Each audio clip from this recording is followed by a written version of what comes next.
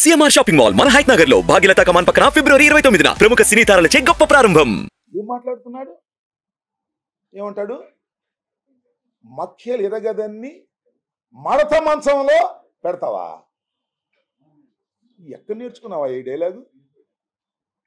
ఎవరు రాశారు ఈ డైలాగు? త్రివిక్రమ్ రాశాడా? ఎవరు రాసిన డైలాగ్ చెప్తున్నావు? ఏం నాకు అర్థం కాదా? మీకైనా అర్థమైందా అని అడుగుతావు నా జన సైనికులారా. అంతేకాదు ఇంకో మాట అన్నాడు, అసలు మనకి 24 ఏంటి, అసలు 24 తీసుకునే శక్తి ఉందా? ఎవరైనా ఒక రాజకీయ పక్షం పార్టీ పెట్టుకుంటే మా రాజకీయ పక్షానికి అపారమైనటువంటి బలం ఉంది, మా రాజకీయ పక్షాన్ని ప్రజలు మెచ్చుకుంటున్నారు, మాకు ఉద్దండులైనటువంటి సైనికులు ఉన్నారు, మాకు నాయకులు ఉన్నారు అని చెప్పుకుంటారే ఎవరైనా.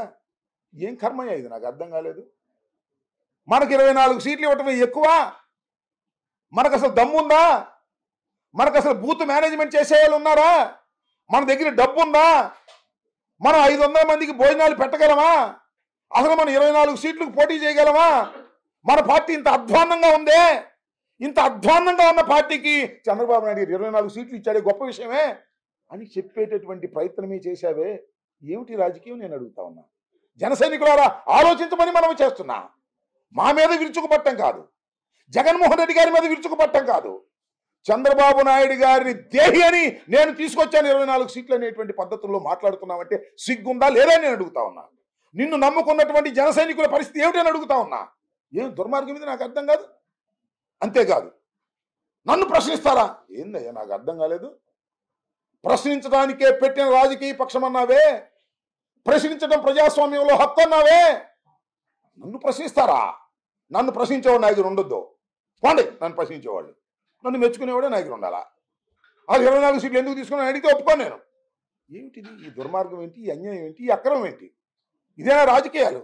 నేను చాలా సందర్భాల్లో చెప్పా, ఇప్పుడు కూడా చెప్తున్నా.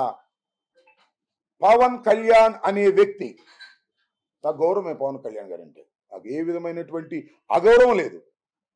చిరంజీవి గారి తమ్ముడు, మంచి సినిమా యాక్టరు, బ్రహ్మాండంగా సినిమాలు ఆడతాయి.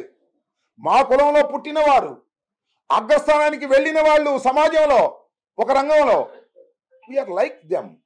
బట్ కానీ నువ్వు చేస్తున్నది ఏమిటయ్యా? నాకు అర్థం కాలేదు. నిన్ను నమ్ముకున్న వాళ్ళు, మేము నమ్ముకోవాలా, ఎందుకంటే నీ సంగతి మాకు తెలుసు కాబట్టి. నిన్ను నమ్ముకున్న అమాయకమైన జనం ఉన్నారే, నిన్ను నమ్ముకున్న కులస్తులు ఉన్నారే, వాళ్ళేదో నువ్వు ముఖ్యమంత్రి అవుతావు అనుకున్నారే. ముఖ్యమంత్రి కాకపోతే కాపోయావు.